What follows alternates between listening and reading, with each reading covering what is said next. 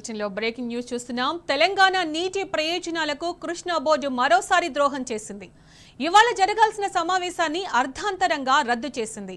ఆ మీటింగ్ రద్దు వెనుక ఆంధ్రప్రదేశ్ సీఎం చంద్రబాబు ఉన్నారని స్పష్టమవుతోంది. ఢిల్లీ పెద్దలను కలిసి కేఆర్ఎంబీ మీటింగ్ను బలవంతంగా వాయిదా వేయించారు. కృష్ణా బోర్డు కూడా ఏపీకి వంతపాడుతూ ఏకపక్షంగా వ్యవహరిస్తోంది. ఇంత జరుగుతున్నా రేవంత్ సర్కారుకు సోయి లేకుండా పోయింది. కృష్ణా బోర్డు చంద్రబాబు కుట్రలపై పోరాటం చేయడం లేదు.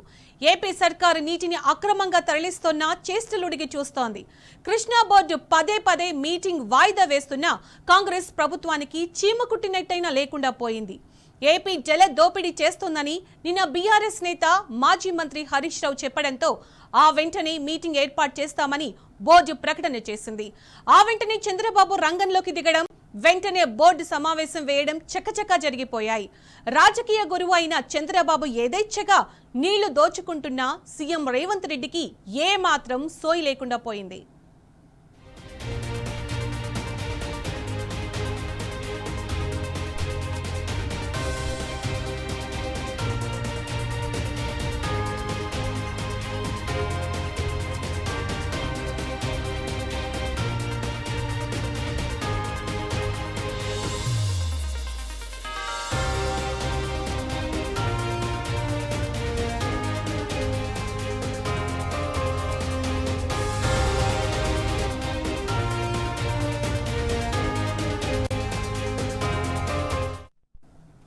ఇక ఇదే అంశానికి సంబంధించిన మరింత సమాచారం మా ప్రతినిధి లివిల్ అందిస్తారు. లివిల్, కృష్ణా జలదోపిడిని రేవంత్ రెడ్డి ఎందుకు ఆపలేకపోతున్నారు?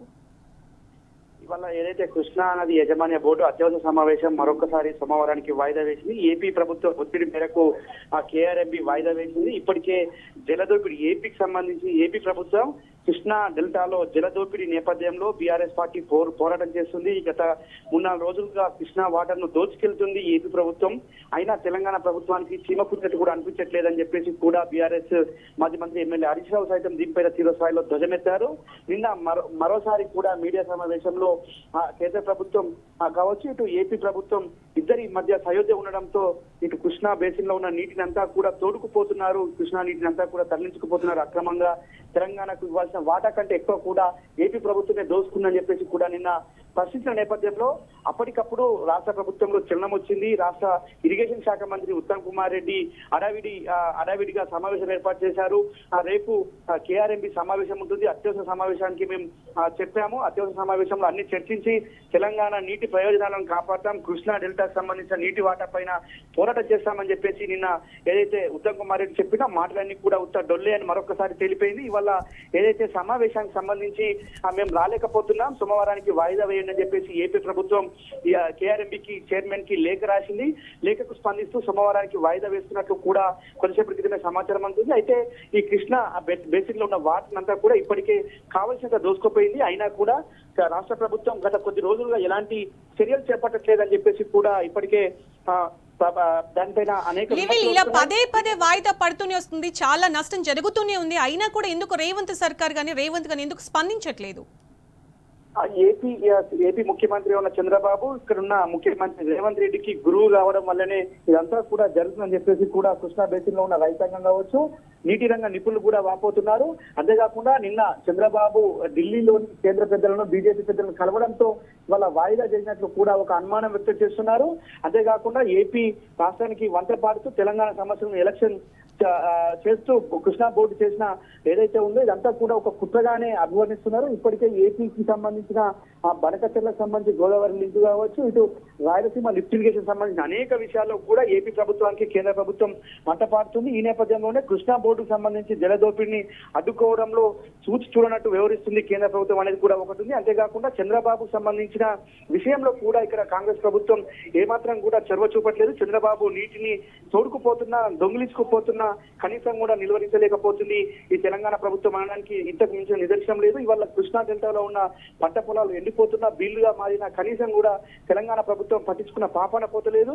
అంతేకాకుండా ఇవాళ హైదరాబాద్ రాష్ట్రానికి గుండెకాయన హైదరాబాద్ లాంటి నగరానికి కూడా ఇవాళ తాగునీటికి సైతం కష్టాలు వచ్చే అవకాశం ఉన్నప్పటికీ కూడా ఇవాళ ప్రభుత్వంలో చలనం లేదంటే ఏమాత్రం గురువు మీద ఉన్న శ్రద్ధ కనీసం తెలంగాణ ప్రజానికం మీద, తెలంగాణ రైతాంగం మీద లేదని చెప్పేసి కూడా ఇవాళ రైతులంతా కూడా చెప్తున్న పరిస్థితి అనిపిస్తుంది. ఈ నేపథ్యంలో చూసినట్టయితే ఏపీ జలదోపిడీ చేస్తుందని నిన్న బీఆర్ఎస్ నేత మాజీ మంత్రి హరీష్ రావు కూడా చెప్పడం జరిగింది. సో వీళ్ళు కాంగ్రెస్ నేతలు ఇలాగే చేసుకుంటూ పోతే చరిత్రహీనుగా మిగిలే అవకాశం లేదంటారా? ఖచ్చితంగా ఇవాళ ఆనాడు ఏదైతే బీఆర్ఎస్ పార్టీ, నాటి టీఆర్ఎస్ పార్టీ, నేటి బీఆర్ఎస్ పార్టీ నీళ్లు నిధులు నియామకాలని ట్యాగ్ లైన్ మీద వచ్చింది. వచ్చిన 10 సంవత్సరాల్లో అనేక సమస్యలు తీర్చి తెలంగాణ ప్రజల గొంతులను తీర్చి తెలంగాణ ప్రజల గొంతులతో పాటు ప్రతి గుంటను కూడా సస్యశ్యామలం చేసి పచ్చని మాగాణంతో పడవిల్లే విధంగా చేసింది. ఆనాడు హక్కుల కోసం పోరాటం చేసింది. నీటి హక్కుల మా వాటా రావాల్సిందని చెప్పేసి ఏపీతో జల యుద్ధం చేసింది. ఆనాడు ఆర్డీఎస్ సంబంధించి తెలంగాణ ఉద్యమంలో రాజోలి బండ డైవర్షన్ స్కీమ్ సంబంధించి కూడా ఆనాడు కేసీఆర్ దగ్గరికి వెళ్ళి తూములు బద్దలు కొట్టిన విషయం కూడా మనం తెలుసుకోవాలి. ఇవాళ అదే విధంగా కూడా బీఆర్ఎస్ 10 ఏళ్ల పాటు అధికారంలో ఉన్నప్పుడు ఒక చుక్కాను కూడా ఎక్కువ తీసుకోవడానికి వీలు లేకుండా ప్రతి నిమిషం కూడా పోరాటం చేసింది. కానీ కాంగ్రెస్ ప్రభుత్వం నిమ్మకు నీరెత్తినట్టు వ్యవహరిస్తుంది. ఇవాళ ఏది కూడా పట్టించుకున్న పాపన పోతలేదు. అందుకే ఇవాళ జలదోపిడీ తీవ్ర స్థాయిలో జరుగుతున్నా కూడా ప్రభుత్వం దాదాపు 700 పైసలకు టీఎంసీలు ఇవాళ ఏపీ అక్రమంగా దోచుకెళ్ళి ఇవాళ శ్రీశైలం రెడ్ స్టోరేజ్కి వచ్చిన తెలంగాణ ప్రభుత్వం చెల్లడం లేదంటే అంటే ఒక తెలంగాణ ప్రజల పట్ల తెలంగాణ రైతాంగం పట్ల ఈ ప్రభుత్వానికి ఎంత చిత్తశుద్ధి ఉందో అనేది కూడా అర్థమవుతుందని చెప్పేసి కూడా వాళ్ళ రైతులంతా చెప్తున్న పరిస్థితి కనిపిస్తుంది. ఖచ్చితంగా బీఆర్ఎస్ ప్రభుత్వం ఉంటేనే రైతాంగానికి శ్రీరామ రక్ష. బీఆర్ఎస్ పార్టీ వల్ల కృష్ణా జలాల విషయంలో తెలంగాణకు సంబంధించిన వాటా పైన పోరాటం చేసింది. ట్రిబ్యునల్లో కూడా అనేక సందర్భాల్లో కూడా ఈ వాదనలు వినిపించింది. సెక్షన్ 3 ప్రకారం ఆ రాష్ట్ర విభజనకు సంబంధించి ఏదైతే ఉందో దానికి అనుగుణంగా మాకు నీటి కేటాయింపులు జరగాలి, అందుకు అనుగుణంగా కేటాయింపాలని చెప్పేసి కూడా అనేక సందర్భాల్లో కూడా కేంద్ర ప్రభుత్వంపై పోరాటం చేసింది. ఏపీ ప్రభుత్వంపై అనేక సందర్భాల్లో విమర్శలు చేస్తున్న విమర్శలతో పాటు వారిపై కేంద్ర ప్రభుత్వంపై ఒత్తిడి తీసుకొచ్చి తెలంగాణకు రావాల్సిన నీటి వాటాను దక్కించుకునే విధంగా పోరాటం చేసింది. కానీ ఇప్పుడున్న కాంగ్రెస్ ప్రభుత్వం ఏమాత్రం కూడా పట్టించుకున్న పాపన్న పొదులే రైతాంగాన్ని ఇబ్బందులు పడ్డా ఇవాళ చూసినట్టు వ్యవహరిస్తున్న తీరుని వాళ్ళ తెలంగాణ రైతాంగం అర్థం చేసుకుంటారు.